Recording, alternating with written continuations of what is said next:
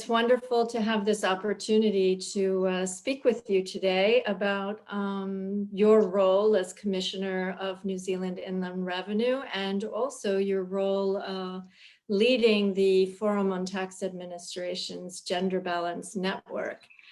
Maybe we can start off with a brief introduction into your career and where you got started and how you ended up as Commissioner of New Zealand.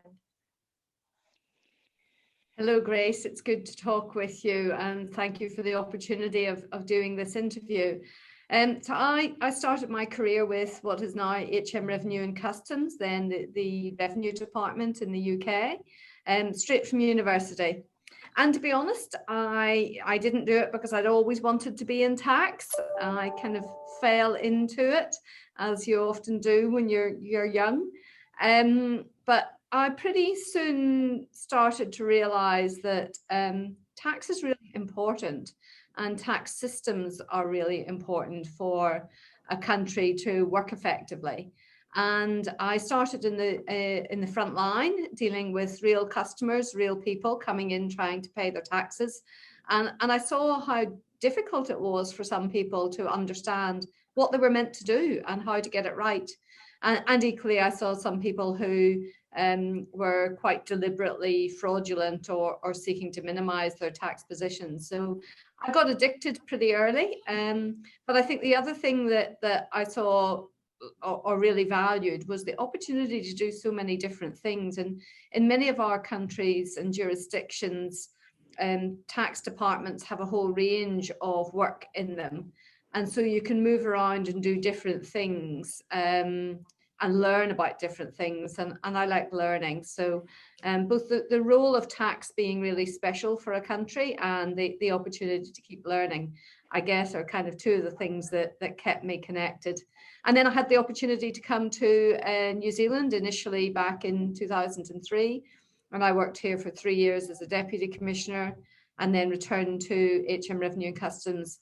And when the opportunity came up for this role, I applied and was successful. And I've been really fortunate running the revenue here through a period of pretty big transformation, which has been a great opportunity for both New Zealand and myself. Sounds like a fascinating path to Commissioner of Inland Revenue in New Zealand. Could you say a bit about some of the challenges you found as a woman in tax administration at the different stages of your career, and whether you think things have changed, and if so, how have they changed for women? Sure. If I think back to when I started, which was just at the end of the 80s into the 90s, there are a few things that I reflect back on. At that point, the UK system was still one where, in order to get your next job, it was a closed reporting system. It wasn't where you could apply for the next job. And actually, when we did open it up so that you could apply to the next job, there were interview panels, there were different people on those panels. It really changed the dynamic in terms of how quickly people were moving through the system and the gender balance. So rather than waiting until somebody decided you were ready, you could put yourself forward. And I look back at that, and it was quite a change. And even some of the people that were my line managers at the time really struggled with it, and they still would take decisions about your career and not tell you about them. They would, I had a manager who didn't advise me that someone wanted me to move to a different role that could have been a really interesting step in my career, and he simply ruled it out for me on the grounds that he was quite sure that I wanted to stay in Glasgow and get married. He'd never had the conversation with me, but we still had managers that thought like that. And so I think opening up the processes where you could, as I say, apply for and take ownership of your own career really helped people, not just females, but helped everyone to actually do that, to take ownership of their own career. One of the other things I reflect on was it was quite interesting that as a a young female in my late 20s, I can remember being described by someone as assertive, ambitious, and aggressive. And the reason why was that I'd asked them if I could help with one of their cases. And I'm not sure that if I'd been a young man, those same adjectives would have been used, or indeed the request denied. Maybe not, but it's interesting that I still remember that. Has it changed? I think so. Although I still do hear a sense that some of our societal biases are strong around the expectation of what women will do in regards to caring and responsibilities, and therefore what that does maybe in terms of people's beliefs around how they would want to manage their career. So I think there's still elements of it in society. And I think there's potentially still things that we can do around policies and more practices that actually help us deal with some of the issues that are potentially still around. You are one of the rare people who has had the opportunity to work in more than one tax administration, HMRC and New Zealand's tax administration. How would you describe the gender balance culture today in New Zealand? So New Zealand's overall gender balance as a department is actually predominantly skewed towards women. About 60% of our staff are female.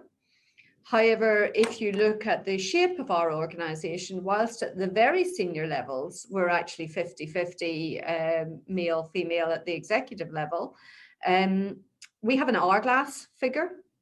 And so many of our team leaders are female, but when you go to that first level of management, that's where we see our dynamics change. And then when we get to more senior management, we see females come back into the sort of proportional levels. So we've definitely got something going on around our representation at middle management, where I think for a combination of reasons, females do not come through with as much prevalence as males. And some of that is historic, but that's the area that we're really focusing on, is what's happening with that middle management layer. That means that we have fewer females coming through at that point than we have male. You have volunteered for the for leading the Forum on Tax Administration's Gender Balance Network that was established over a year ago, when you all met in the plenary session in Santiago. Why do you think it's important to have this kind of network within the Forum on Tax Administration? And what do you hope to accomplish through this forum's network? I guess for me, I go back to why are tax systems really important? They're important because they're a piece of everyone's national infrastructure, and most of our systems rely on voluntary compliance. They rely on our communities wanting to do the right thing. And to do that, there has to be a level of trust between the tax authority and the community. And again, if I extrapolate that one stage further, for that trust to exist, the community have to think that the public department that is the tax system, or the tax department, is representative of them and can engage with them and can understand them. And so for me, a tax department does need to understand and look like the community it serves, and that's what drives me about having a public service as a tax service that is diverse and that does actually represent our community. The other part of it for me is actually I want the best people in the right jobs, and so cutting out talent pools because of bias or historical policies or practices that might not be getting you the best people is just crazy. because we really need the best people in the right jobs. So both from the point of view of it being something that should be a goal because we want to maintain that compliance and that trust in our community, and from the point of view of talent, I think it's really important that we as commissioners think about diversity, think about gender balance, and make sure that we are actually managing departments that are great places to work for people. And so you've obviously thought a lot about these issues in the context of the different jobs that you've had, and now translating that experience and taking it through the Gender Balance Network.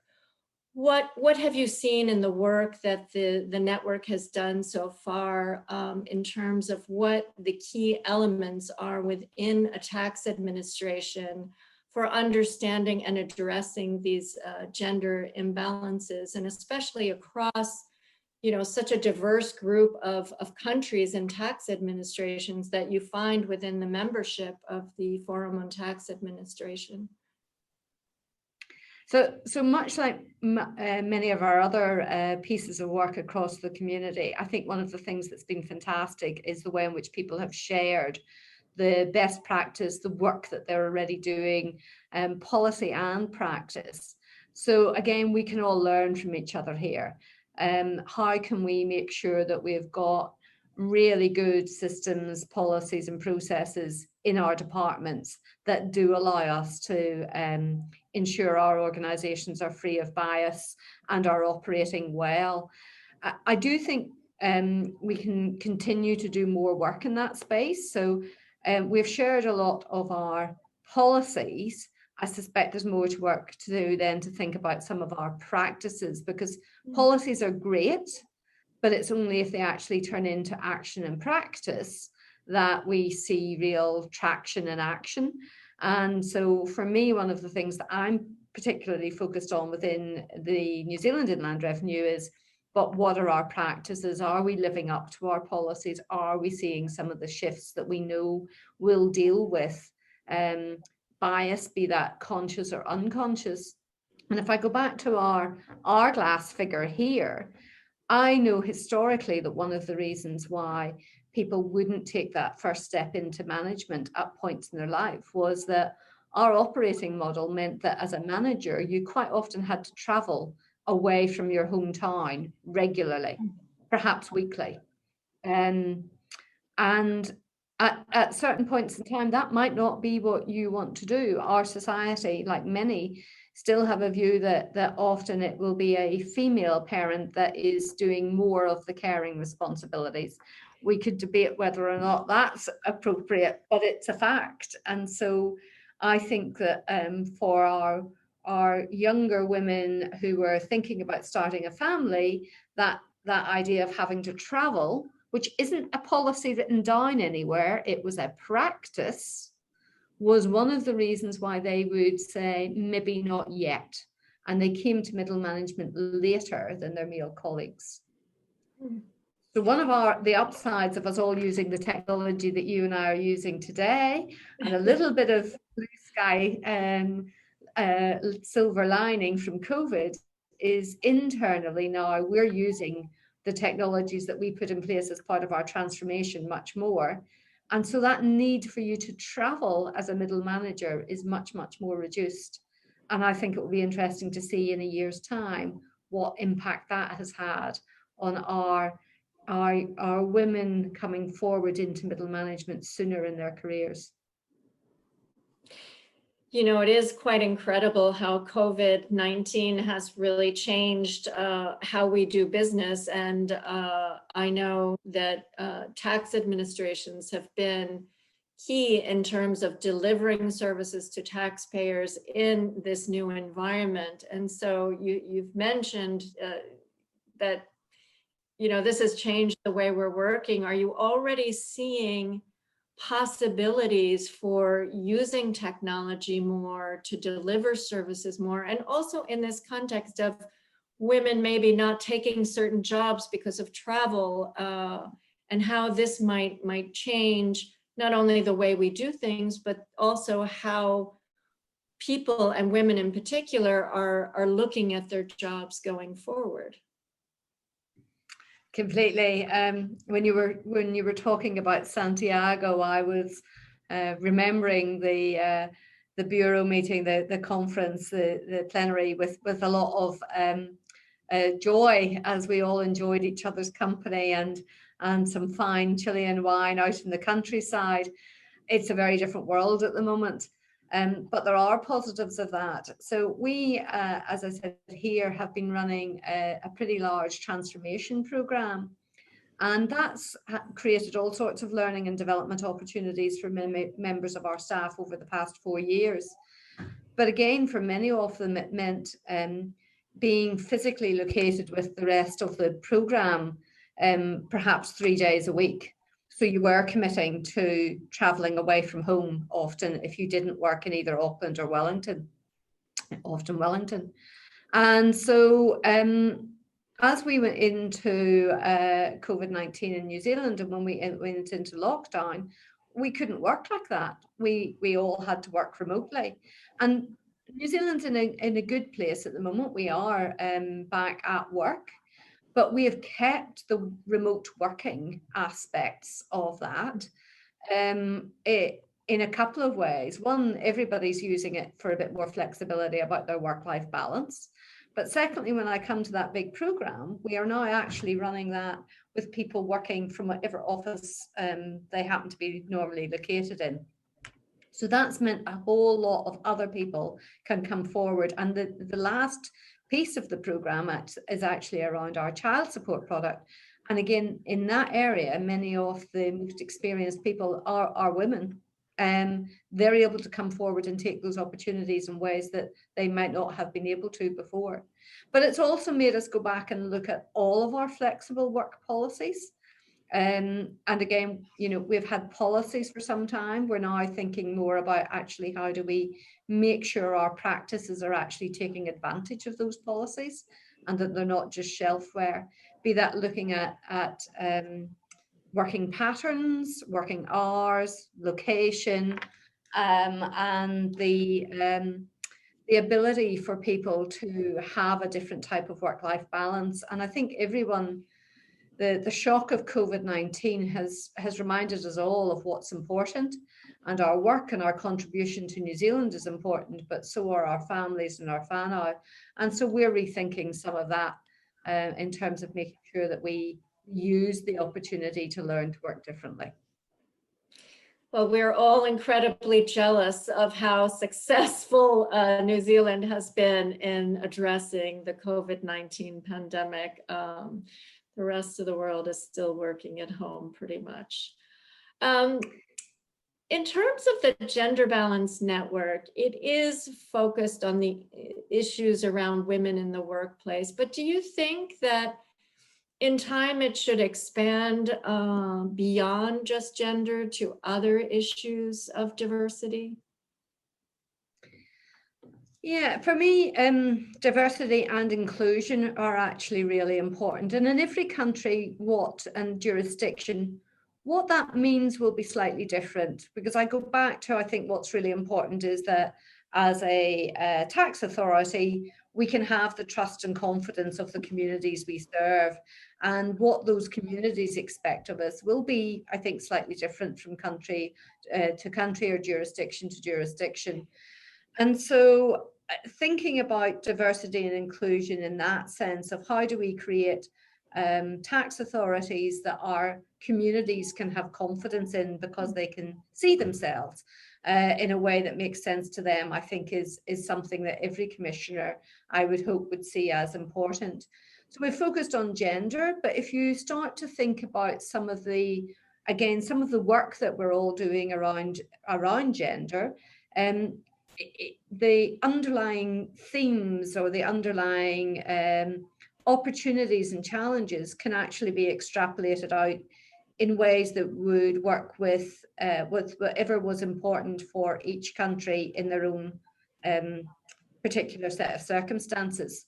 So some of the things that we've seen in the work and the best practice that we've shared already are focuses on areas like unconscious bias, focuses on recruitment practices, focuses on practices around flexibility, around parental leave. Some of those issues can be applied, or those good practices can be applied to a whole range of perspectives around diversity. And so what I would encourage my colleagues to do is to think about what are they seeing that's relevant to them that they can apply more broadly, where that makes sense for them to do so. So in New Zealand, we're focused on diversity and inclusion in many aspects. We focus on gender, we focus on our rainbow community, we focus on ethnicity, we focus on our Indigenous community, our Māori community, and we have specific accountabilities there under our treaty. But when I look beyond those lenses, the things that actually make a difference are looking at things like unconscious bias training, which my senior leaders have all undertaken. They are looking at things like our recruitment practices and the language that we use when we go out to advertise jobs. Some of that is absolutely translatable. And so I would encourage commissioners to think about what does diversity and inclusion mean for them and their organisation at this point in time, and then to take work from the Gender Balance Network that will support quite a range of issues and use it accordingly. And so now that the Gender Balance Network has produced its first report on policies and practices, what do you see as being next for the Gender Balance Network? So I think there's more work that we can do as we go into the year ahead to continue to increase our understanding of the work that we are all doing in this space, particularly coming through from the seeing the impacts of COVID-19 and understanding where it can create both issues. We haven't perhaps touched on some of those, but again, remote working can perhaps create other issues in terms of supporting women working at home. But to understand some of those and to look at how we can continue to learn from each other, I think there is work that we could potentially look at around things like unconscious bias training, and certainly in terms of sharing our work on flexible working, supporting those with caring responsibilities, and also ensuring that we're thinking about practices in areas such as domestic violence, where, as I say, potentially the impact of COVID-19 has had a negative impact on some of the women that work in our organisations. And so I think continuing to learn together and to think about those areas as we move forward over the next year. Unfortunately, you know, COVID looks as if it's going to be with us for a while. And so I think there is real opportunity to make sure that we can support each other and to continue to learn and grow through this period as we're all coming to terms with a different way of working. Well, Naomi, thank you so much for taking the time to share your thoughts on the issues women face, the gender network. I know that everyone wants to know what happened to that wedding in Glasgow. Were you going to get married? No, I'm just kidding. Thank you so much, Naomi. This was really fascinating, and we really appreciate the time you took to be with us. Indeed. So I did eventually get married, but not to the person that was relevant to at the time. And I actually got married in South Africa. So yeah, a wee way away from that conversation in Glasgow. But it's been great to be able to be sharing some of the work of the network with everyone. And I look forward to meeting everybody virtually at the plenary in December. Thank you. Thank you so much. We hope to see you there virtually too.